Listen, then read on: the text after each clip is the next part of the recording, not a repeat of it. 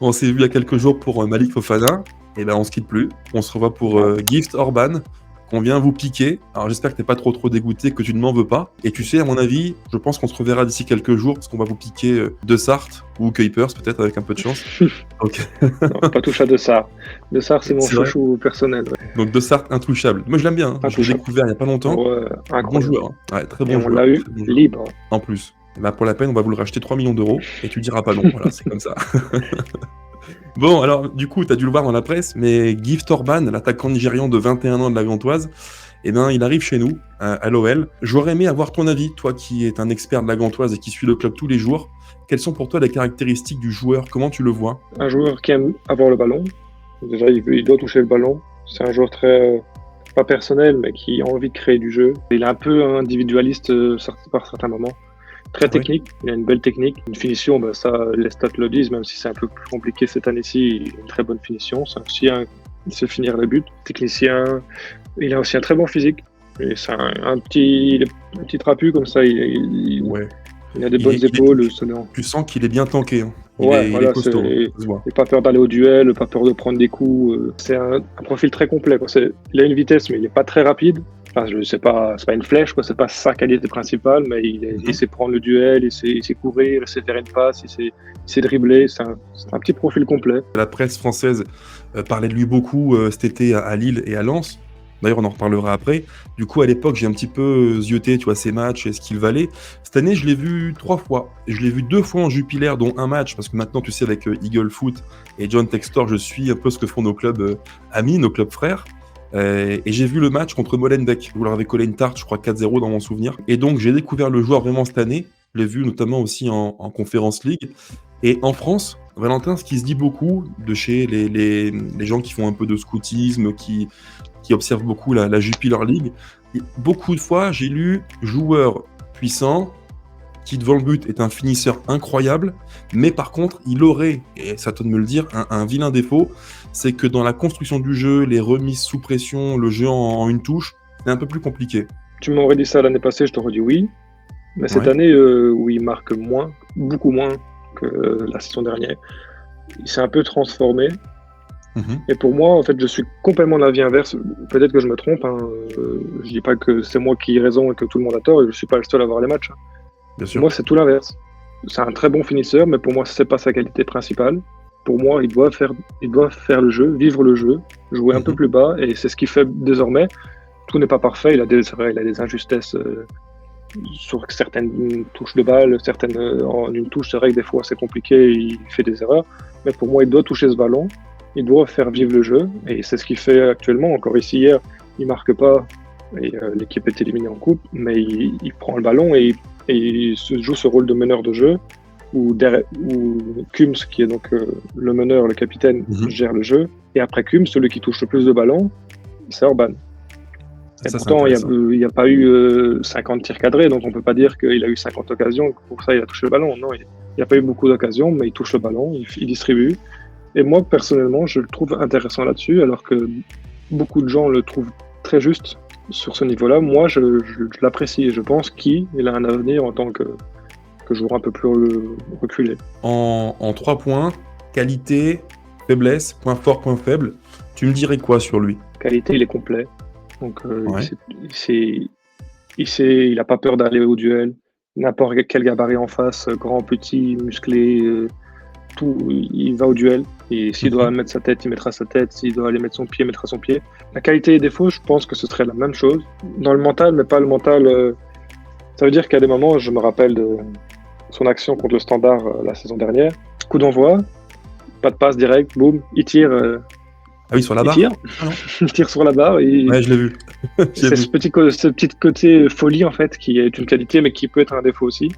Ouais. Et c'est ça que moi j'aime bien avec ce joueur, il en a un peu rien à foutre, quoi. S'il se dit, allez là, si je tire, il y a moyen, ben, il va tirer.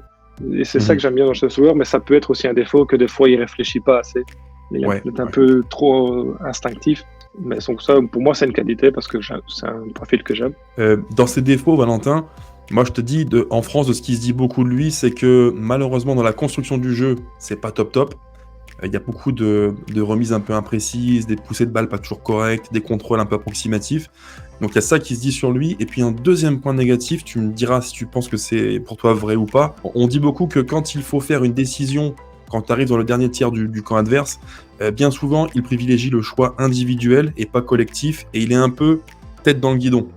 Comme je disais au début, il a ce côté individuel où il arrive dans les 25 derniers mètres, pour lui, il doit marquer. Ouais. S'il y a un coéquipier libre, pour lui, il doit marquer, quoi. Je dis pas qu'il fait jamais de passe décisive. Des fois, il fait le bon choix, mais dans 80% des fois, il va tirer. Quand il fait 6 mois exceptionnels où il marque je ne sais plus combien de buts, personne n'a été critiqué son individualisme parce que ça rentrait dans le but. Après, si ça rentre pas, du coup, bien sûr, ça devient un défaut. Pour la construction du jeu, c'est vrai qu'il c'est pas parfait. Mais ça, je pense que c'est mon avis personnel que c'est beaucoup mental. Cette saison, c'est très compliqué pour lui niveau mental. S'il est mieux dans ses bottes, je pense que c'est des choses qu'il va effacer. Là, en France, on a un petit questionnement sur son profil de joueur. Nous, on joue actuellement plutôt avec une pointe. Donc, on est souvent en 3-4-2-1 ou parfois en 4-2-3-1 comme là, ce week-end, où on a perdu d'ailleurs contre Le Havre.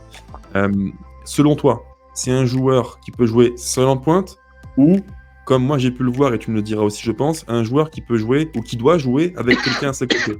Seul en pointe, il peut pas jouer, sauf s'il a des très gros ailiers, genre vraiment de très haut niveau sur ses côtés. Mais seul en pointe, pour moi, il peut pas jouer, il doit jouer accompagné. Et même lui, il préfère jouer accompagné. C'est quelque chose qu'il s'en cache pas, il préfère avoir un autre numéro 9 à côté de lui. En tant que fan de la Gantoise, si je te dis Gift Orban seul en pointe dans le 3-4-2-1 à l'OL, toi, ça te paraît difficile? Non, ça marchera pas. Ah ouais, carrément. Ça, c'est intéressant. Parce que nous, tu vois, tout à l'heure, j'écoutais la conférence de presse du coach de l'OL, Pierre Sage, et en gros, dans l'idée, il est vendu comme étant un joueur qui peut faire à la fois un peu tout. Tu vois, il peut être numéro 9 avec Lacazette, il peut être un petit peu en soutien. Enfin, on le vend un peu comme un joueur qui peut occuper plein de postes différents et être assez adaptable.